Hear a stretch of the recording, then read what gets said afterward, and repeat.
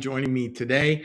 Wonderful to have you just part of our little 10 minutes of morning calm. We've been doing this for quite a while now. For those of you joining us the first time, it's just a very simple Bible study with trying to leave everyone with just a simple concept that we can all share and sort of hold together today. And today's simple concept is pretty fascinating, which is imagining two different futures. So we've been looking at this battle that we all go through. We all go through these challenges in our life, and it's kind of rinse, wash, repeat. We get done one set of challenges, and there'll inevitably be a new set of challenges, as well as new tools to deal with those new set of challenges.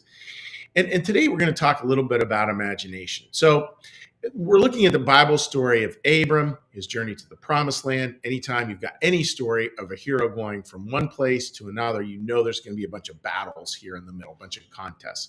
And that's what we're looking at, is these contests. And as part of this, from Christian New Church theology, we're asked to think about, just think about the way the human mind works, and how do we sort of employ that as a tool as we move through these challenges. And the basic framework from a macro level is that there's, again, you can look at it in a bunch of different ways, but just generically, there's three levels. There's an inmost, which is God in us, God with us, the divine spark, the inmost, our deepest soul, our heart song. You'd use any number of words there. True self, which would be sort of a Thomas Merton kind of phrase, and that idea that there's this beautiful core within every human being that's connected to God. And through that, God, and the word that's used here is like a channel, like a stream. God streams through into our lives, and then that goes out into our rational mind. It's the intermediary between the inmost and our physical lives. Is this rational mind, our thought, our brain.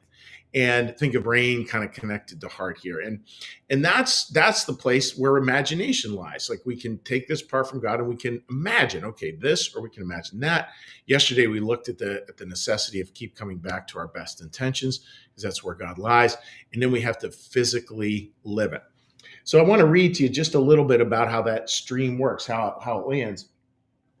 The stream of God's influence from the inner self, acting on the intermediate self, and through to the external self, there's those three layers again, is of two kinds.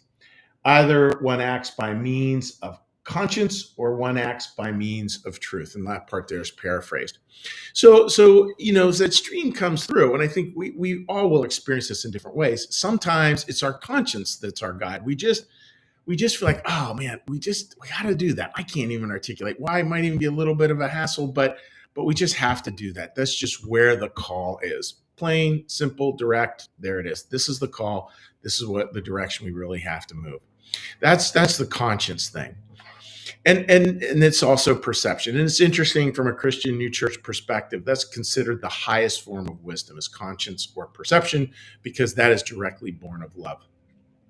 And then there's also the truth angle. So we can come at it from conscience, we could come at it from truth, and allow that. And that's where just we hear a good idea, or we're trying to live a good idea, and that's what informs our life. So you think of the stream, and kind of the radio dial can be tuned in two ways to the stream. Sometimes it's on this channel that says it's perception and conscience. Sometimes it's on this channel that says truth, and we'll flip back and forth between the two channels depending on what we need. And when that hits, when conscience and truth hits, I think what's really important to make note of is imagination. Because you get a choice between where your imagination wants to take you. And we tend to think of imagination like Disney, Imagineering, and all these beautiful things we can create. Well, that's true, but imagination can also be pretty diabolical. It can lead us into all kinds of crazy places as well. And that's not where we want to go. I mean, just a simple one that probably a lot of us have struggled with is sometimes people have a challenging time because they imagine everyone is against them, or a whole group is against them. Now, that's rarely, if ever, true. But we have that imagination, and we can perseverate on that, right? And here, I saw one author describe it, and I really liked this. He said, if you think of it like a triangle, and at the apex of the triangle is imagination. So we're up here with imagination. Now, when we're in that place of imagination, we can choose different paths, right? And it's interesting, because what may be just a tiny little decision up here at the top may lead to huge implications later on. And it's not that all those implications are necessarily like dire. I'm thinking if we're choosing between two good things, great. Just know that they're going to lead to different directions.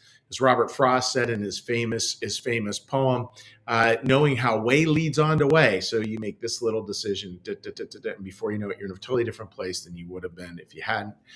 And that, folks, is just significant to think of with imagination.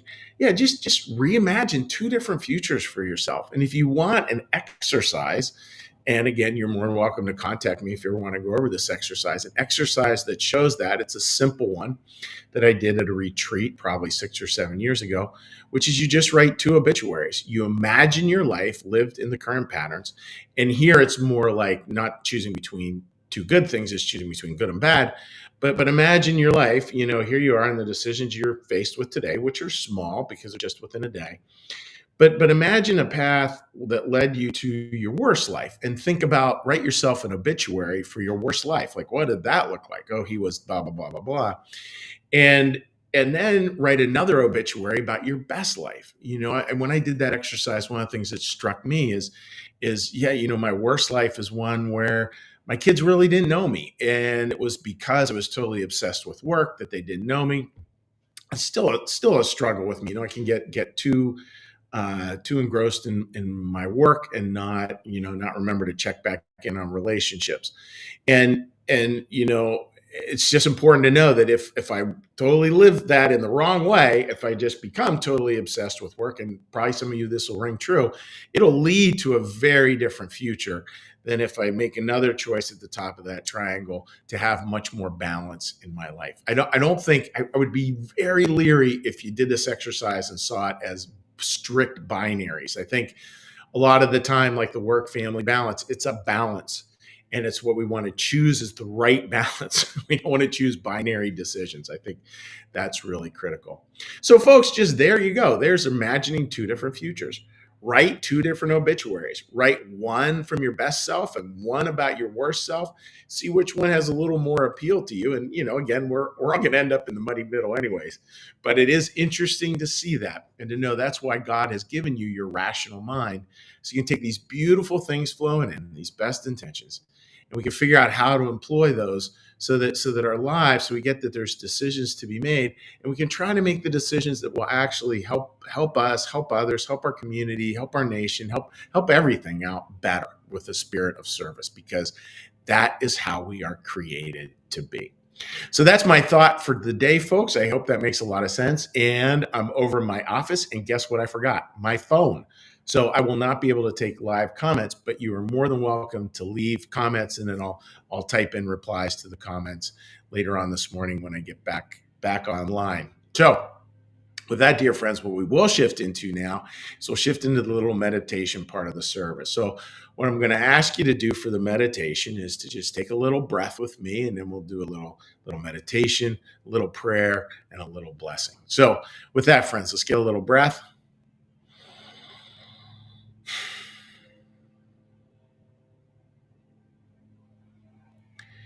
Be still and know that I am God.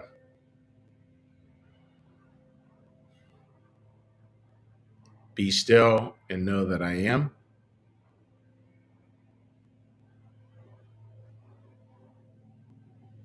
Be still and know that I.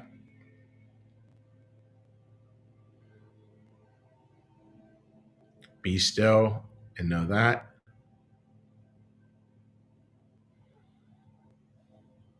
Be still and know. Be still and.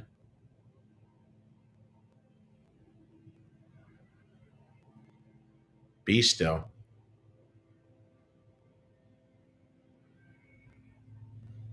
Be.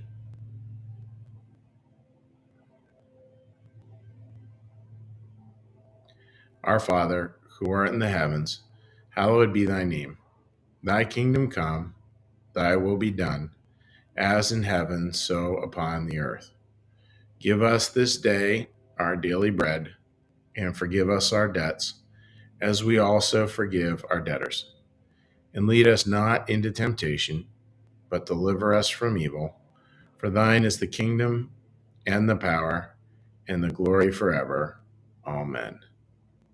May the Lord bless you and keep you.